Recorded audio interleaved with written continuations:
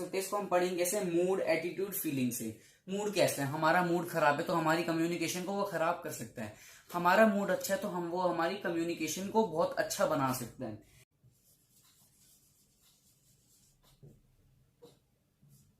Culture में क्या होते हैं हमारे, हम जैसे फॉर एन एग्जाम्पल कोई इंसान पंजाबी है और कोई गुजराती है, तो उसके कल्चर बहुत डिफरेंट मैटर करेंगे इसके अंदर। तो कभी कभार इनके कल्चर्स को वो खराब भी हो जाते हैं, तो एक गुड कम्युनिकेशन नहीं बनाते, कभी कल्चर भी वेरीज करती हैं। तो लास्ट हमारा फैक्टर्स भी हो चुका है, इसके बारे में अब आता है इसके बाद भी 7 C's। 7 C's समझाता हूं मैं क्या होते हैं।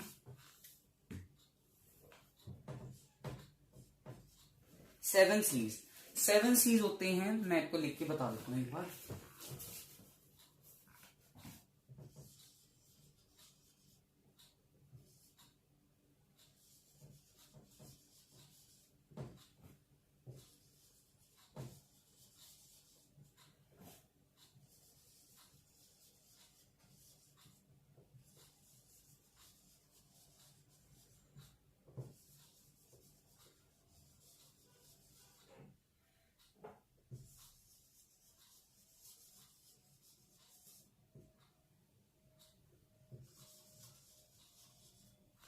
सबसे पहले आता है हमारा, एक मिनट क्लियर हो गई ना, गलती से लिख दी।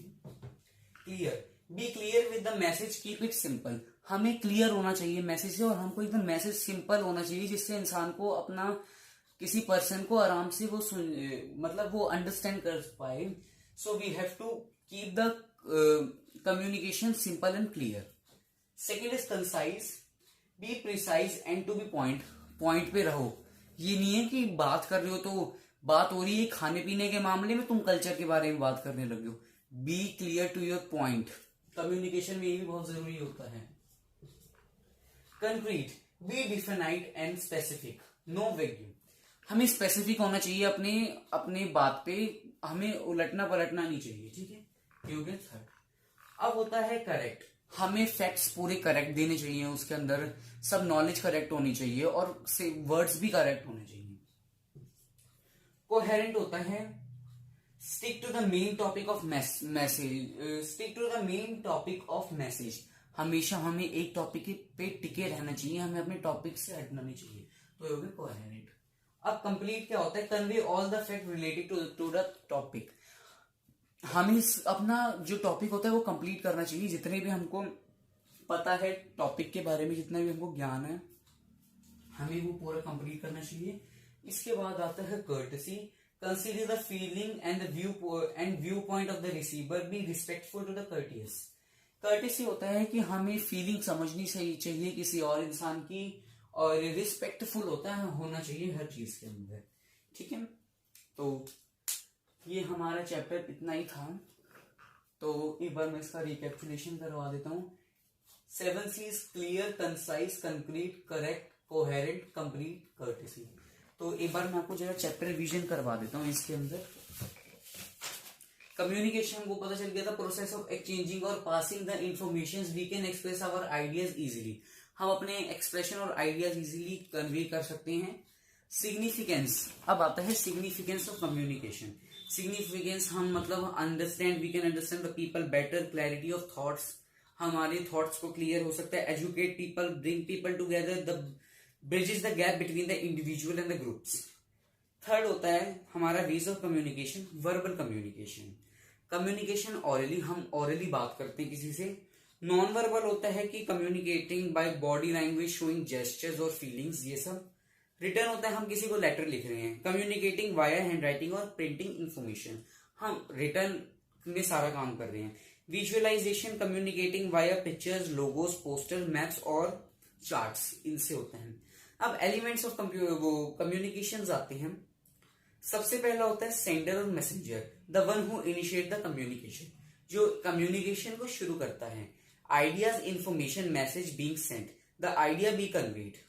थर्ड आता है encoding, converting a message to the suitable और रिक्वायर्ड मीडियम, हम एक मैसेज को अपने रिक्वायर्ड मीडियम में कर सकते हैं, जैसे हमें नॉन वर्बली यूज करना है, वर्बली यूज करना है, या फिर रिटर्न और इलेक्ट्रॉनिक फॉर्म में। फोर्थ आता है हमारा communication channel. The communication is take place through the environment और थ्रू सम पेपर और सोशल मीडिया और email over the internet etcetera. इससे भी हमारा कम्युनिकेशन होता है। अ रिसीवर और recipient, the target audience from the communication, जो टारगेट होता है हमारा, decoding, converting the received message in a form of understandable by receiver. हमें मैसेज ऐसा बनाना है कि वो हर किसी के बारे में किसी को अंडरस्टैंड हो, ये सब समझ पाए, कोई भी उनको परेशानी ना है। हमें वर्ड्स भी सिंपल यूज करने हैं। फीडबैक क्या होता है? हम किस response to convey if the message is successfully received और नॉट सक्सेसफुली रिसीव्ड, सॉरी। ठीक है, फीडबैक ये होता है। फीडबैक फॉर एन एग्जांपल, आप किसी को मैसेज कर रहे हैं, लंबा सा मैसेज छाप दिया एक, फिर उसका फीडबैक आ रहा है आपके उसके ऊपर। फॉर कैसे हम एग्जांपल इसका ले सकते हैं, जैसे फॉर एन एग्जांपल हम होटल बुक करते हैं, तो हम अपना फीडबैक भी लिखते हैं कि हमको होटल में कैसा ठहरे और क्या क्या मजा आया। हमने आपको फैक्टर्स अब बता देते हैं। फैक्टर्स लैंग्वेज, अनफेमिलियर लैंग्वेज होता है, रूइन कर सकते हैं हमारा कम्युनिकेशन को। डिफरेंट लाइफ एक्सपीरियंस होते हैं, हम बहुत से प्रिवेंट कर सकते हैं हमें अंडरस्टैंडिंग को। प्रेजुडाइज होता है। फिजिकल कैरेक्टरिस्टिक्स होता है। Factors such as colour blindness will hinder understanding the right meaning of the colour coded chart. अब कलर ब्लाइंडनेस होता है या फिर कोई इंसान हैंडीकैप्ट होता है, उसको समझने में बहुत दिक्कत होती है। For an example deaf and dumb है, वो बोल नहीं सकते हैं, वो लोग बोल नहीं सकते ना सुन सकते हैं, तो ये कम्युनिकेशन को खराब भी कर सकता है। Emotional characteristics, factors such as mood, attitude, feelings, personal factor.